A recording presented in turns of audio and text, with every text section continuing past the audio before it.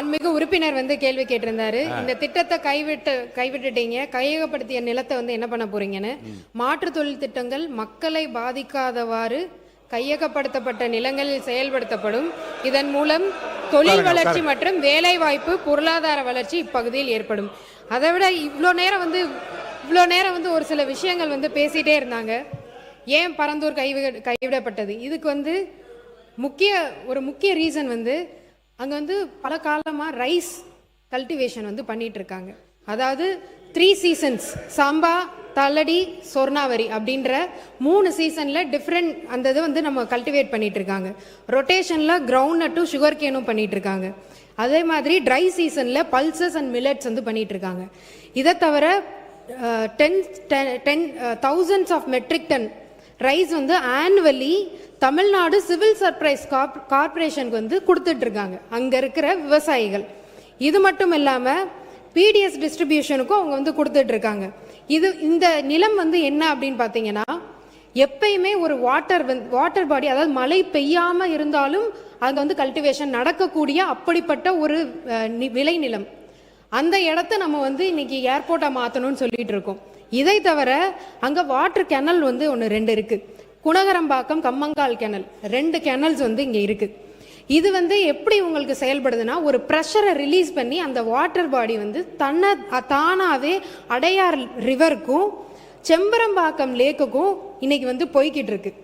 இதை நம்ம அழிச்சிட்டோம் அப்படின்னா ஆட்டோமேட்டிக்காக சென்னை சிட்டிக்கு வந்து உள்ளேயே ஃப்ளட் வர்றதுக்கான பல வாய்ப்புகள் இருக்கு. இவ்வளவையும் நம்ம அழிச்சு நம்ம ஒரு பரந்தூர் ஏர்போர்ட், நாம வந்து ஏர்போர்ட் வேணான்னு சொல்லவே இல்லை. இன்னொரு இடத்த நாங்கள் இந்த மாதிரி அதுவும் ஒரு சரிவான இருக்கிற ஒரு விளைநிலம், அந்த இடத்துல நீங்கள் எவ்வளோ தூரம் மண்ணை போட்டு இன்னொரு ஒரு ஏர்போர்ட்டை நீங்கள் கொண்டு வருவீங்க? இது கொச்சினில் நடந்தது. இதனால 14 நாள் வந்து அந்த ஏர்போர்ட் வந்து பூட்டி கிடக்கப்பட்டது. இதே மாதிரி ஒரு விளைநிலத்தை கொண்டு வந்து அந்த ஏர்போர்ட் 14 நாள் பூட்டி கிடந்தது.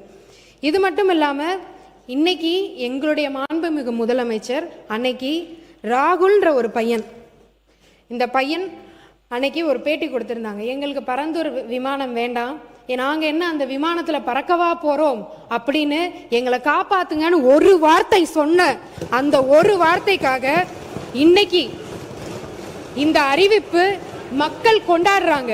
அங்கே நடந்த ஒரு ரீசன்ட் லோக்கல் பாடி மீட்டிங்கில் விஜய் ரோடு அப்படின்னு சொல்லி நாங்கள் வைக்க போகிறோன்னு அறிக்கையே அவங்க வந்து இன்னைக்கு விட்டுருக்காங்க. மக்கள் அத்தனை பேரும். இதனால விவசாயிகளோட வாழ்வாதாரம் பாதிக்கப்படும், 1500 நீர்நிலைகள் பாதிக்கப்படும், 1000 குடும்பங்கள் இடம்பெயரணும். இதையெல்லாம் கன்சிடர் பண்ணாமல் ஒரு ஏர்போர்ட்டை நம்ம எப்படி அங்கே கொண்டு வர முடியும்? இதை தவிர இன்னொரு வந்து கேட்டிருந்தாரு. நான் ஒரே ஒரு கேள்வி கேட்குறேன். சென்னை ஏர்போர்ட் மீனம்பாக்கம் ஏன் நீங்கள் 5 வருடம் கிடப்பில் போட்டு வச்சுருந்தீங்க? மேல இருந்து சென்ட்ரல் கவர்மெண்ட் உங்களுக்கு அன்னைக்கே அப்ரூவல் கொடுத்துருந்தாங்க. நீங்கள் ஏன் 5 வருஷம் அதை சும்மாவே வச்சுருந்தீங்க? உங்களுக்கே தெரியும் பரந்தூர் ஏர்போர்ட் வந்ததுன்னா இன்னும் 5 வருஷம் ஆகும்னு. ஆனால் அதை எக்ஸ்பேன்ஷன் அன்னைக்கே பண்ணியிருந்திருக்கலாம். அதுக்கான சென்ட்ரல் கவர்மெண்ட் அதுக்கான அப்ரூவலும் கொடுத்தாங்க. என்ன நோக்கத்துக்காக நீங்கள் இதை வந்து ஸ்டாப் பண்ணி வச்சுருந்தீங்க? உங்களோட மனசாட்சியை நீங்களே கேட்டுக்கோங்க. நீங்க பேசுங்க, தொடர்ந்து பேசி முடிங்க. நீங்க பேசுங்க, உட்காருங்க, அவங்க பேசி முடிக்கல. இது மட்டும் இல்லாம இன்னைக்கு வந்து சொல்றாங்க இதனால வந்து தொழிலே வந்து பாதிக்கப்படும் தமிழ்நாட்டில். அப்ப 49% எலக்ட்ரானிக் எக்ஸ்போர்ட் வந்து இன்னைக்கு பரந்தூர் ஏர்போர்ட்டை நம்பி தான் இன்னைக்கு போய்கிட்டு இருக்கா. 41% எலக்ட்ரானிக்ஸ் எக்ஸ்போர்ட் இன்னைக்கு போர்ட் மூலமாகவும் ஏர் கார்கோ மூலமாகவும் சென்னை ஏர்போர்ட் மூலமாக தான் அனுப்பிச்சிட்டு இருக்கோம். நாம் வந்து இன்னைக்குமே எதையுமே நம்ம சொல்லவே இல்லை. எங்களுக்கு ஏர்போர்ட் வேணும், 2வது ஏர்போர்ட் வேணும். எக்ஸ்பேன்ஷனுமே உள்ளே இருக்கிற காரிடோர்லேயே தான் வரப்போகுது. அந்த எக்ஸ்பேன்ஷன் ஏதோ அவர் சொல்கிறாரு எதையோ இடிச்சிட்டு நம்ம வந்து ரன்வே பண்ண போகிறோன்னு. அப்படியெல்லாம் கிடையவே கிடையாது. அதுக்காக ஏர்போர்ட் அத்தாரிட்டி இந்தியா வந்து ஏற்கனவே வந்து T5 முனையத்தின் பயணிகள் முனையம் வந்து உத்தேசிக்கப்பட்டிருக்கு. அதே மாதிரி T5 முனையத்தின் புறவழி சாலை, தாம்பரம் மதுரவாயில் சாலை அமைக்க மாநில அரசின் அனுமதியும் ஒத்துழைப்பும் கோரி உள்ளது. நெக்ஸ்ட் 10 வருஷத்துக்கு இது வந்து நம்மளுக்கு கண்டிப்பா ஒரு இது இருக்கும்.